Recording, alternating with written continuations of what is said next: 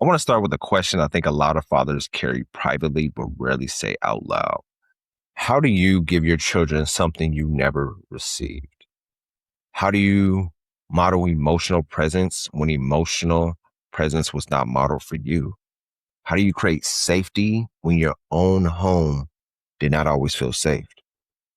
How do you talk to your children about feelings when feelings weren't something the men around you named out loud? How do you father well when you weren't fathered the way you needed? That question doesn't have a simple answer, but it has a real one. And today, we're going to go there. Honestly, with the research behind us and without pretending any of this is easy, because here's what I know to be true. The fact that you're asking that question at all, the fact that you're conscious of the gap between what you receive and what you want to give already puts you in a different category than the men who came before you. Awareness is the first break in the cycle. This is Sana. I'm XO. Let's talk about it.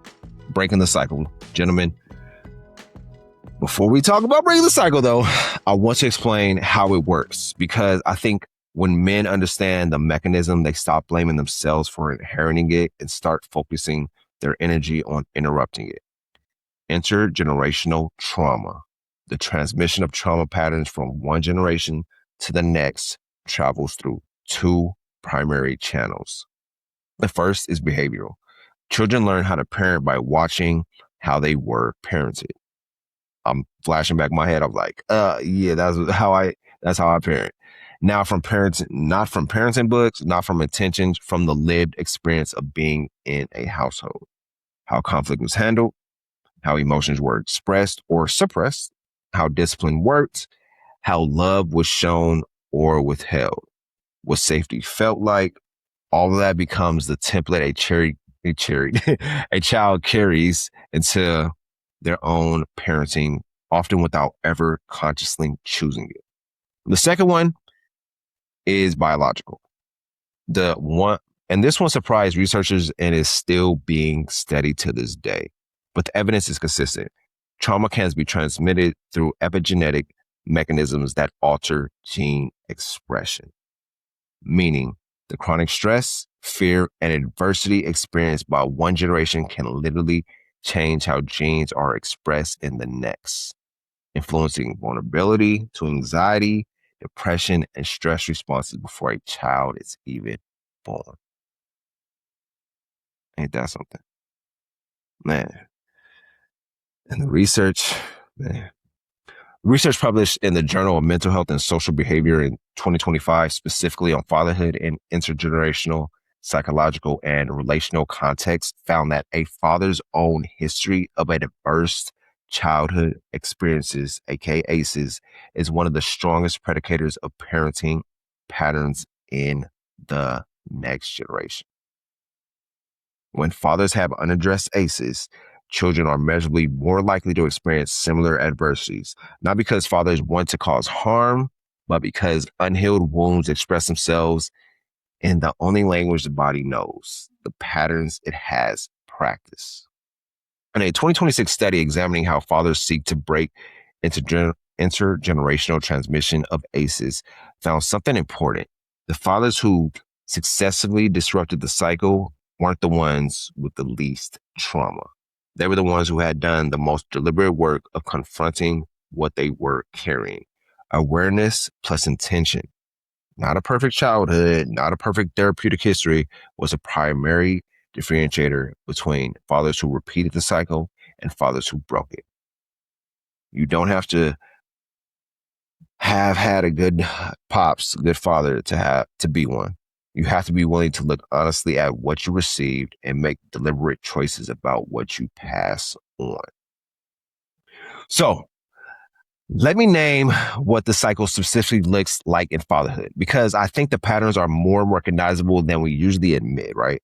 It looks like defaulting to discipline when connection is what the moment actually requires. The child acts out, pushes back, behaves in a way that triggers something, and the automatic response is correction, enforcement, control. Not because the child doesn't need boundaries. They do. We all know that. But because discipline is a language most of us inherited, right? Whether it's the switch, getting beat with an extension cord, getting beat with a belt, whatever it may be, that's what we feel like, okay, that's what we have to do to discipline our kids. But sometimes it calls for connection and redirection instead of discipline. Connection first was really modeled. So when a child needs to feel understood before they can receive correction, and the father only knows correction, the relationship loses ground even when the behavior gets managed. It may look like emotional shutdown during your child's emotional expression. Your child cries, gets upset, is afraid, is overwhelmed, and something in you goes quiet. You're uncomfortable, wanting to fix it fast or shut it down. That discomfort is not indifference. It's your own unprocessed relationship with those emotions. Men who were told not to cry, not to be sensitive, that feelings were weakness. Those men flinch internally when their children express the feelings they were never allowed to have. And the flinch, however brief, is felt. Man, it's deep, huh? I know you're like, man, we unpacking a lot right now. We only 6 minutes in. But a study that was done in March 2026, a clinical analysis on unhealed fathers and generational trauma in Black families found that unhealed trauma in fathers rarely disappears. Instead, it gets recycled through families, manifesting in parenting patterns that emphasize discipline and control, leaving little room for emotional vulnerability or healing. The fathers in this pattern are not villains. They're men carrying wounds that were never given the space to heal. And recognizing the pattern is a first step to interrupting it. It may look like repeating the silence. The silence around hard topics, mental health, feelings, sexuality, struggle, fear that existed in your childhood home becomes the silence in your own home. Not because you chose it, but because silence was what you knew. And your children, like you did, learn to interpret that silence as these things are not safe to bring to my father. Ain't that something? I bet you like replaying in your head, like, man, I remember my childhood going through this or not being able to express myself to my father, to my pops, whatever it may be, because that's not something we did in our household. And sometimes it looks like love expressed only through provision and protection, never through words, physical affection, or the kind of verbal affirmation that children need to hear from their fathers specifically. The men who would do anything for their children and have never said, I love you or I'm proud of you in a direct way. We all know the love is real. The child isn't always sure of it though. So here is what the research and the real experience of fathers who have done this work says breaking the cycle actually requires. This isn't a list of tips. This is a genuine understanding of what the process demands. It requires grieving what you didn't receive. I'll say that again for the people in the back because I don't think y'all heard me. It requires grieving what you didn't receive. This is the most skip step that men do. And skipping it is what causes the cycle to persist. Before you can fully give your children what they didn't have, you have to acknowledge what it cost you not to have it. That is a grief process, not a dramatic one necessarily, but a real one. The acknowledgement that the father you needed wasn't there, or wasn't equipped, or wasn't present in the wrong ways. That grief isn't about blame. It's about honesty. And honesty is what makes the next step possible. It requires knowing your triggers. Every father has them. The specific behaviors, tones, and moments with your children that activate something old, the defiance that pulls up something from your own childhood, the neediness that makes you want to withdraw, the fear that expresses itself in anger. Knowing your triggers, don't eliminate them, but It creates the pause we talked about in the conflict episode, the space between stimulus and response where a different choice becomes possible. It requires repairing when you get it wrong. And you will get it wrong, trust me. Breaking the cycle isn't about perfect fathering from this moment forward. It's about a direction, a sustained and perfect movement towards something better than what you received. When you lose your temper, when you go quiet, when you should have been present, when you default to the old pattern, repair. Go back to your child and say, that wasn't how I wanted to handle that. I'm sorry. Here's what I'm working on. That repair isn't weakness. It is modeling something your children may never have seen from you. Accountability, growth, the ability to get something wrong and address it honestly. Put the pride aside when it comes to your kids. I feel like you don't want to admit you're wrong or show you're vulnerable to your kids because you want them to see you as Superman. But sometimes you got to be Clark Kent. And a 2026 Science Direct qualitative study on fathers actively working to break intergenerational transmission of ACEs found 3 consistent themes across participants. The first one is deliberate reflection on their own childhood experiences. Number 2, a conscious decision, a specific named moment to father differently. And the third, active effort to develop parenting skills that were never taught. The fathers who broke the cycle weren't naturally better men. They were more deliberate ones. Deliberateness is a choice available to every father in this audience right now. And it requires getting support. We said this in the healing episode. We are saying it again here, specifically in the fatherhood context. Breaking a generational cycle isn't a solo project. It's exactly the kind of work that benefits from a therapist, a fatherhood program, a mentor who has done it before, a community of men working on the same thing. The research on fathers who successfully break cycles consistently shows they didn't do it alone. They found the support that matched their context and they used it. So we're talking about the cycle. Let's talk about breaking that cycle because that's what it really comes down to. And this is what it looks like in practice. Starting this week with what you already have. Move number 1, write the letter you never got.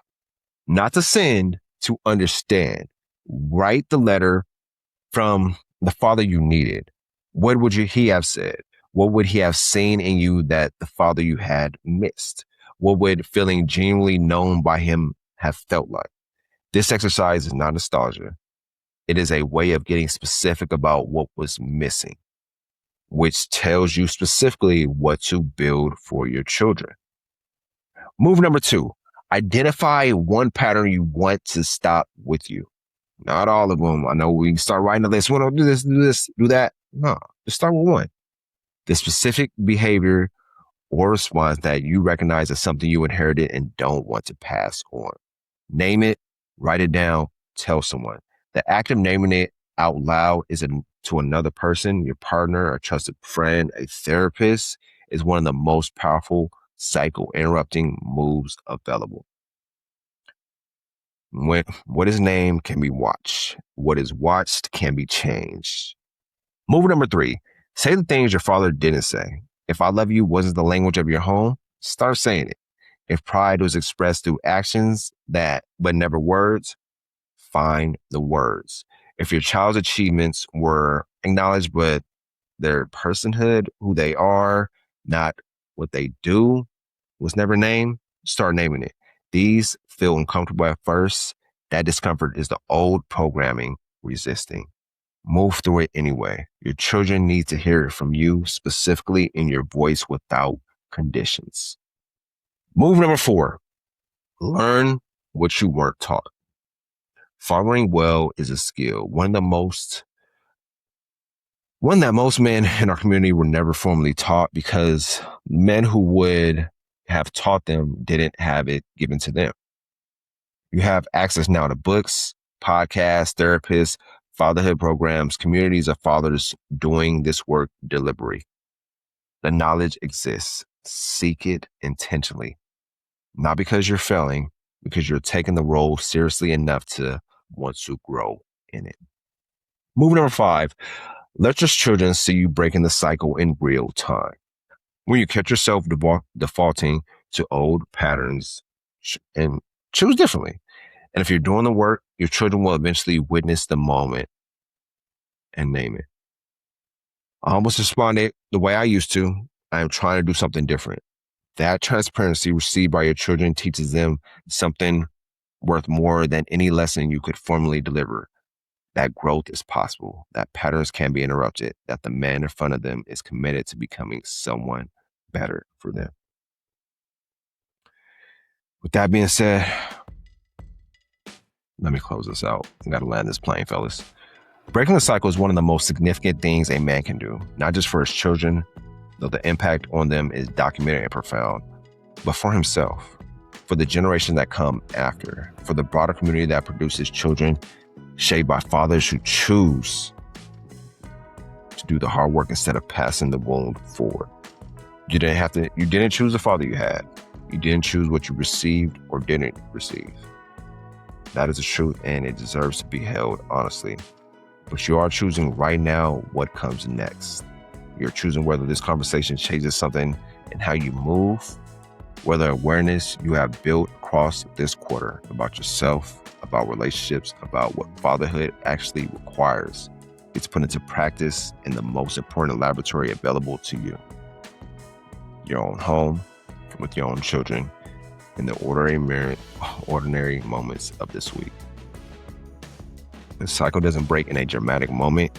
It breaks in 10,000 small decisions.